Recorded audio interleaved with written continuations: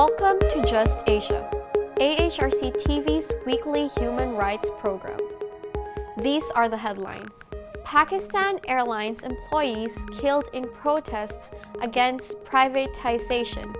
Dramatic rise in media censorship in Pakistan, says Freedom Network report. Indonesian villagers fighting empty claim to their land by Air Force since 2007. Dalit university student commits suicide due to discrimination. Nepal blockade continues, 6 months of suffering and humanitarian crisis.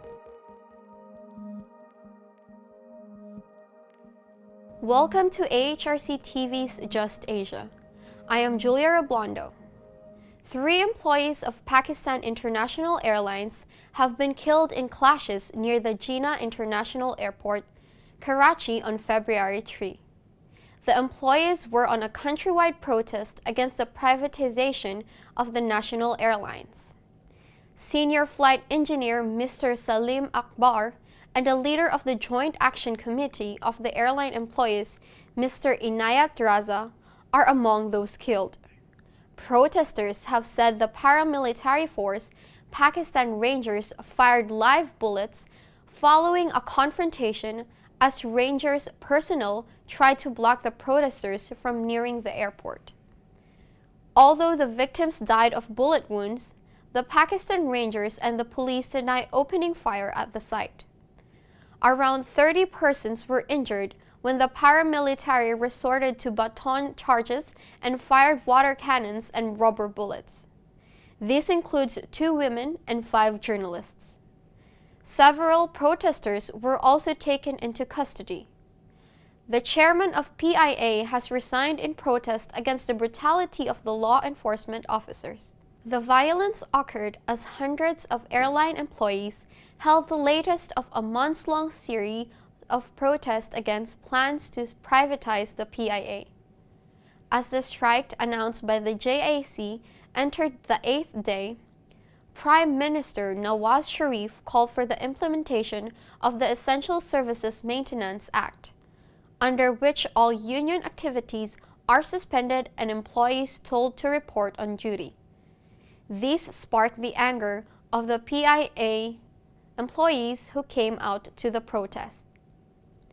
All of Pakistan's political parties and civil society are against the privatization, which is seen as something the government is doing at the behest of the International Monetary Fund. Next, staying in Pakistan, Just Asia turns to a latest Freedom Network annual State of the Media report, which says the year 2015 proved to be the year of censorship for media in Pakistan.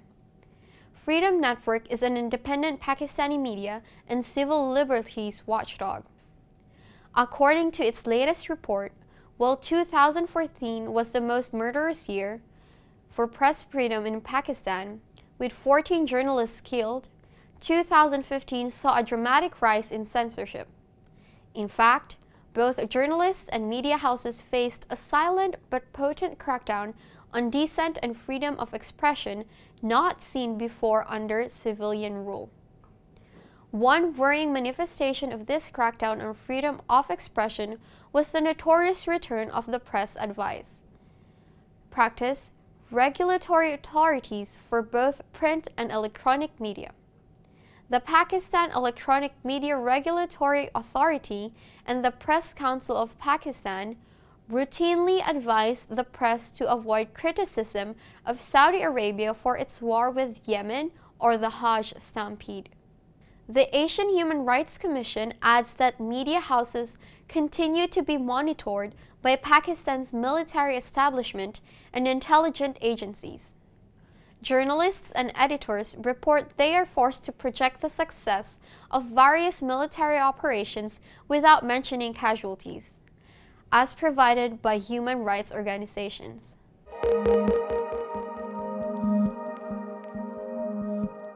The program now turns to Indonesia, where residents of Sukamulya village, Rumpin Sub-District, Bogor Regency, have been fighting for their land and houses since 2007. a total of 1,070 hectares of land in Sukamulya belonging to the villagers has been claimed by the Indonesian Air Force since 2007. The Air Force claims that they have a more legitimate right to occupy the land than the villagers. Is based on nothing, however. They have no official documents showing the land belongs to them. In contrast, the villagers possess official documents issued by the Sukamulya Administrative of Villages. Moreover, the villagers have been occupying the land since before Indonesian independence.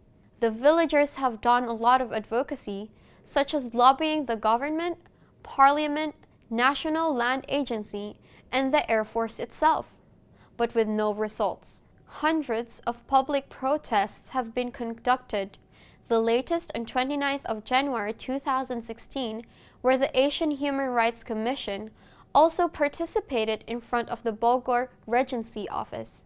This is Sukamulya village of Rumpin Subdistrict, Bogor Regency of West Java Province. This land and houses, 1,000 hectare area, has been claimed by the Indonesian Air Force since 2007. Insofar, the residents of Sukamulya village has been fighting against the Indonesian Air Force to reclaim their land, their houses.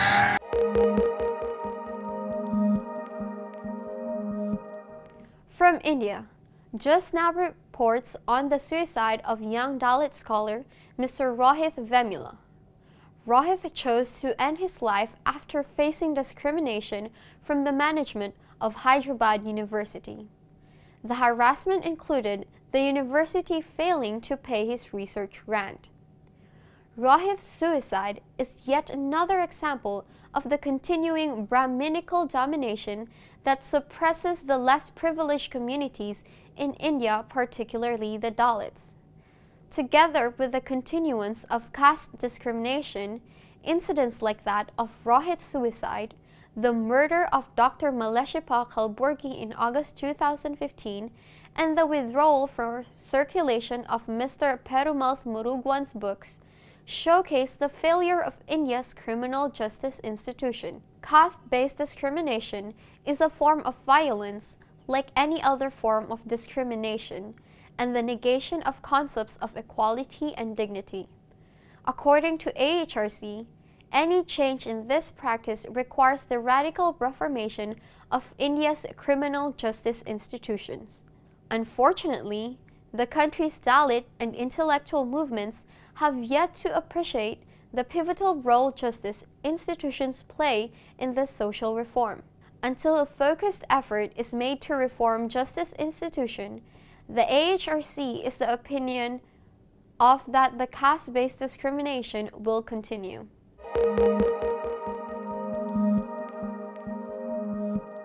For the past 6 months, life in Nepal has been at standstill. The Himalayan nation has undergone a protracted blockade and faces an impending humanitarian crisis. Markets are closed and vehicular movements is stopped. Schools and hospitals barely function in Nepal's Terai region. Due to the ongoing border blockade initiated by the Madhesi groups and supported by the Indian establishment. Madhesi leaders and major political parties in Kathmandu have been in endless meetings after the problems in relation to the promulgation of Nepal's constitution surfaced. Neither the meetings nor protests have brought any change, however.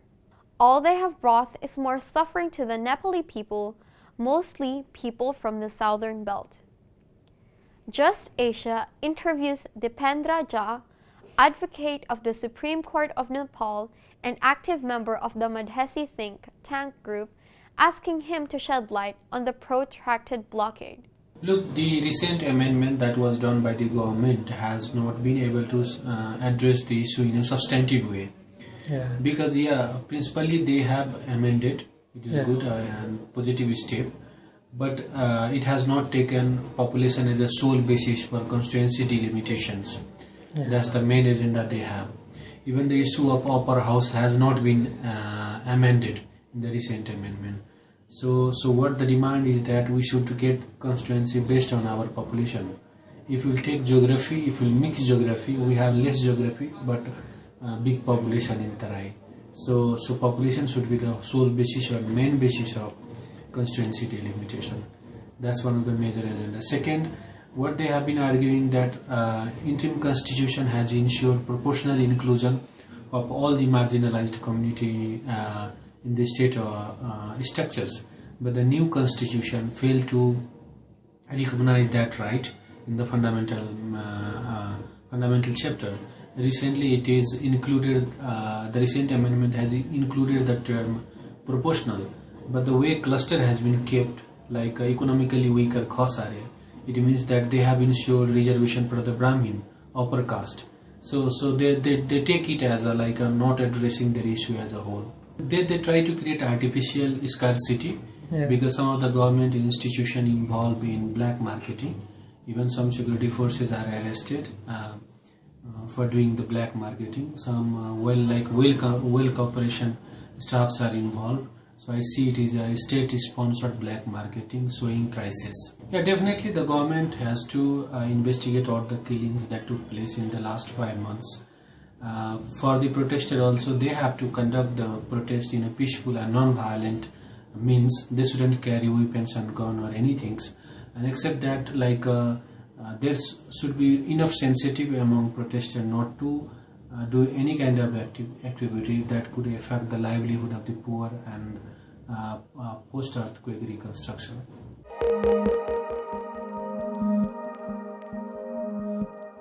That is all for this episode of Just Asia. For more on these and other issues, please visit www.humanrights.asia. Thank you for watching and see you next week.